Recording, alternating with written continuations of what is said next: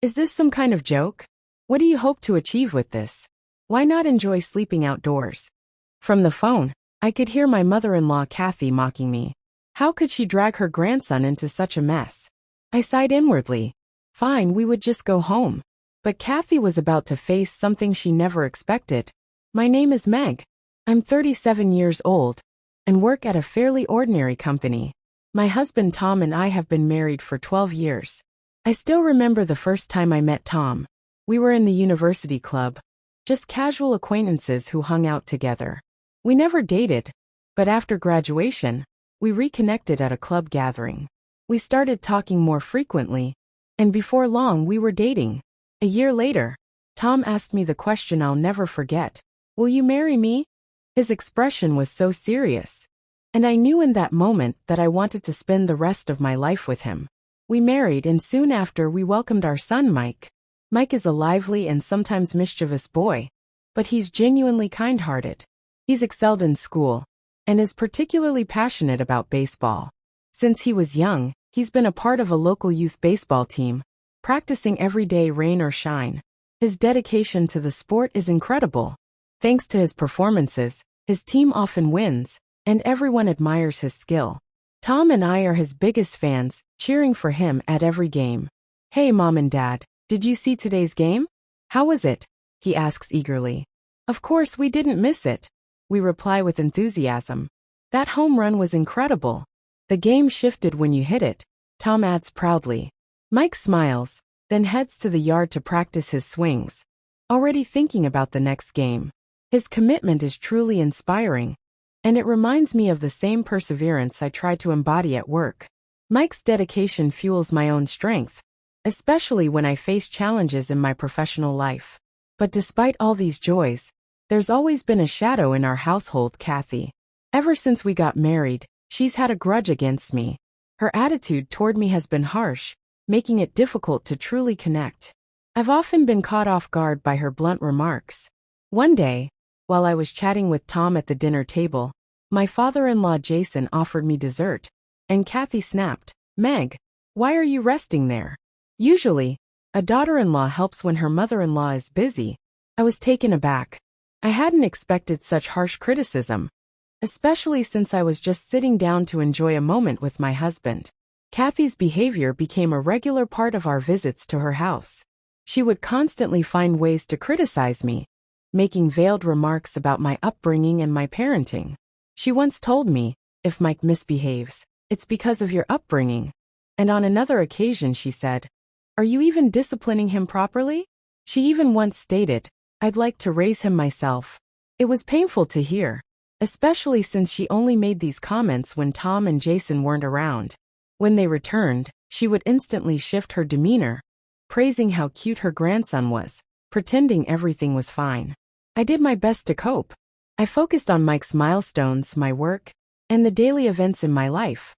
I realized it was easier to ignore Kathy's words when I had bigger things to focus on. Her insults seemed like fleeting dust, easily swept away by the more important things in my life. While she misinterpreted my silence as agreement, I just didn't want to waste energy on her negativity. Over time, I even started to think that these incidents might become distant memories, something we could laugh about in the future. But after 12 years of marriage, Kathy's comments were still a constant part of our visits. I began to wonder if this was just the nature of mother-in-law relationships. That is, until one day Mike stepped in and surprised us all. As I was brushing off another one of Kathy's jabs, Mike, with a serious look in his eyes, finally spoke up.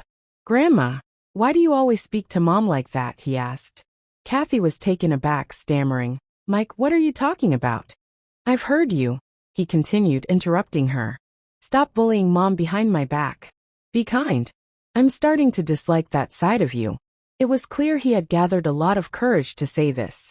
All he wanted was a little kindness from his grandmother. Kathy seemed puzzled at first, unable to fully grasp what Mike had said. But soon, a hint of anger appeared on her face. Mike, where did you learn to talk like that? Isn't it rude to interrupt adults when they're talking? This is a conversation between Grandma and Mom. Meg, you need to teach him better. Look at his attitude. It's problematic. Though Kathy tried to turn the tables, Mike stood firm. I was secretly moved by his bravery. His strength had been evident from childhood, and seeing it in action made me even prouder of him.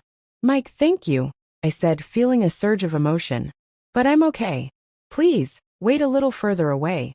All right, I got it, Grandma, Mike said, then added with a smile, my mom is kind. I was deeply grateful for Mike's defense. His words made Kathy's harsh comments feel insignificant, but I didn't want him to face any more hostility. Just then Tom walked in looking concerned. What's going on? Why is everyone so tense?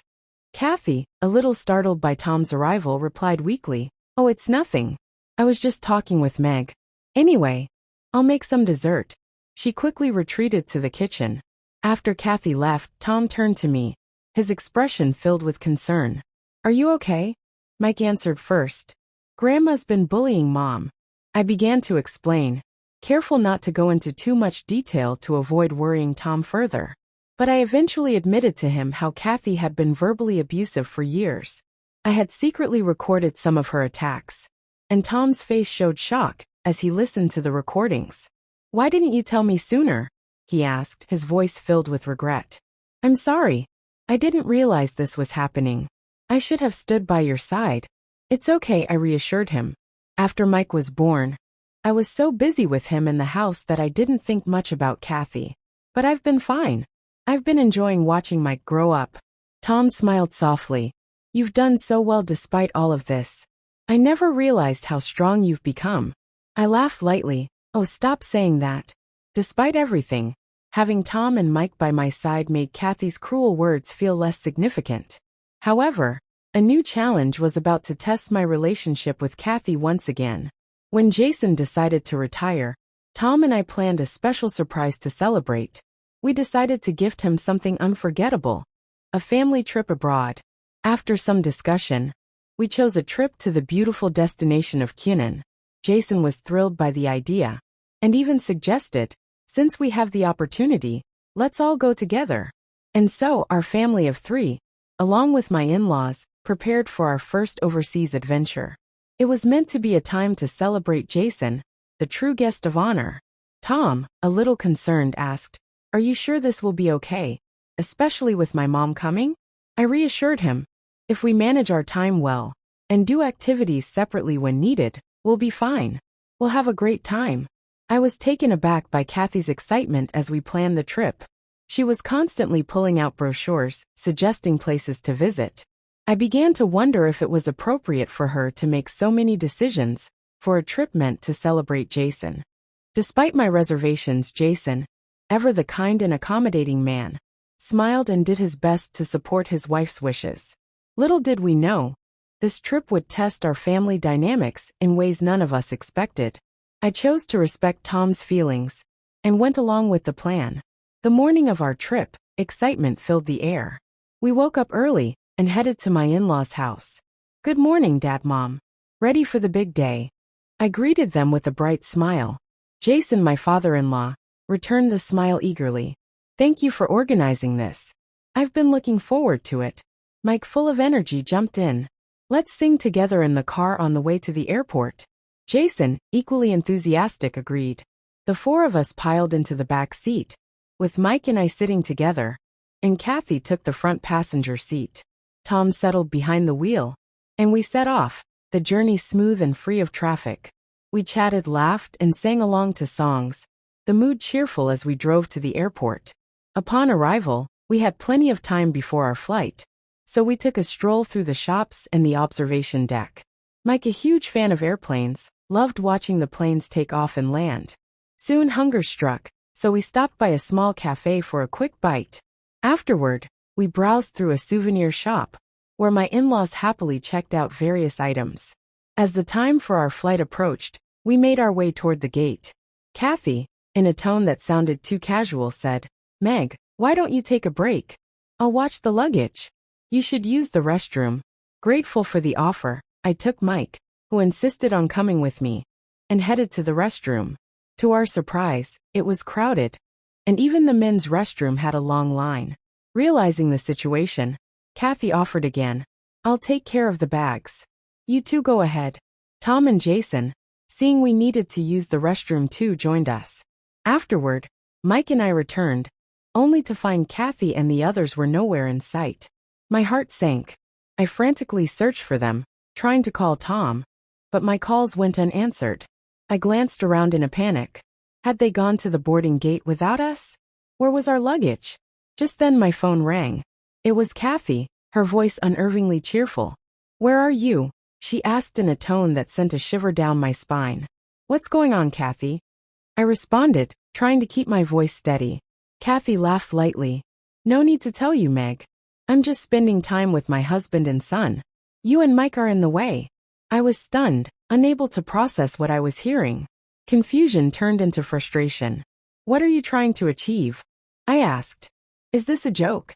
Kathy dismissed me with a flippant tone. "Oh, calm down. I made sure your wallets and passports are safe. But how about spending the night on the streets? Should be fun." I was speechless. Then she added casually, "Your luggage?" "Oh, I think I threw it somewhere." Her voice was almost mocking. My anxiety shifted to fury. I looked around and spotted our luggage, tucked under a chair nearby. "What do you want from us?" I demanded, my voice shaky. Kathy's reply was like a cruel punch. "Mike couldn't wait to board, so he went ahead with you too. That's why I had to hurry and separate us. Didn't you know?" She spoke as if she were playing a game, her words dripping with malice. Fury and shock overwhelmed me. I couldn't believe she was doing this, especially involving her grandson. "We're going home now," I said, my voice heavy with a mixture of defeat and anger. "Sounds good," Kathy replied cheerfully. "I'll pick out some souvenirs for you. Of course, they'll be on your credit card." She hung up with an air of triumph. It seemed like she thought she had the upper hand. I quickly sent a message to Tom, explaining what had happened. I could hear the concern in his voice as he responded. "Are you okay? I can't see our seats from here." I explained the situation, and how Kathy had tricked us, preventing us from boarding the plane. Tom was taken aback. "What happened? Seriously?" He sounded genuinely concerned. "Okay, I'll come down right away." In the meantime, I quickly sprang into action. "Let her think she succeeded for now," I told Tom. "But I need a favor." I had a plan. Tom agreed to head to Kinnan with Kathy for the time being, while I handled the situation on my end. I immediately reported my stolen wallet to the police and contacted my credit card company to suspend the account, just in case Kathy attempted any further damage. Afterward, Mike and I decided to make the best of things. Instead of letting the day be ruined, we went home and began to plan a future trip that would make up for this disaster. We found a lovely resort hotel, and the view from our room, combined with delicious food, helped turn the situation into an unexpected mini vacation. Mike, ever the optimist, offered me a bite of his food, grinning ear to ear. "Mom, this is delicious." His infectious joy reminded me that we could still make the most of the situation. We also had a lovely barbecue at my parents' house, the warmth of family, and the aroma of grilled meat, making it feel like a real vacation despite the challenges. 3 days later, Tom and my father-in-law returned, looking genuinely remorseful. "I can't believe what my wife did," Jason admitted. "It's unforgivable." Tom, equally shocked, said, "Meg, I'm so sorry. I should have been more aware." Despite their apologies, Mike and I had already moved past our anger. I was curious to hear about their trip, and Tom filled me in. It turned out great. We executed the revenge plan, and it worked. Apparently, they had arranged for Kathy to stay in a luxury hotel, but they secretly went elsewhere, leaving her to fend for herself. Kathy arrived at the hotel only to realize that I had canceled our reservation. "Mom kept sending frantic messages," Tom said with a sigh. "She ended up staying at a cheap inn, barely getting any sleep. She had counted on your credit card and the money from me and Dad, but it turns out she hardly had any cash. She hasn't had a proper meal since the first day." Hearing this, I couldn't help but feel a sense of relief. It seemed that Kathy's cruelty had backfired on her. When Kathy finally returned, she looked absolutely drained, disheveled, and bewildered. "What have you done to me?" she asked, her voice full of panic. "Don't look to us for sympathy," we replied coldly. Tom spoke up, his voice firm. "Meg has recorded everything." I was shocked when I heard the recordings. I had no idea you were doing all this behind our backs. And then there was the incident in Kinnan. You left Meg and Mike stranded, and even took her wallet without permission. What were you thinking? Kathy tried to defend herself, but Tom cut her off. I'm done with you. As a family member, I've had enough. I'm seriously considering a divorce. His words hit like a thunderclap. You've been deceiving us for so long. I can't forgive you for what you've done to our family. You've hurt the people I love, and I'm done. Kathy, pale and desperate, continued to apologize. Meg, I'm sorry. I'll apologize as many times as needed. Please forgive me. But I was resolute. You've caused me a lot of pain over the years. I will be seeking compensation for the harassment and for taking my wallet without permission. And you'll be paying the hotel cancellation fees. Your actions have consequences. Her face turned even paler. Kathy, who had been a housewife for so many years, found herself with no support. The only jobs available to her were minimum wage positions, and with her broken marriage, she began a new life in a modest apartment, working hard to pay off the debts she had accumulated. Meanwhile, our family regained the peace we had lost. A year later, we all planned a family trip together. And this time, the experience was nothing like before. Mike's excitement as he explored foreign cultures and scenery, for the first time, filled my heart with warmth. It reminded me just how important it is to cherish and love my precious family.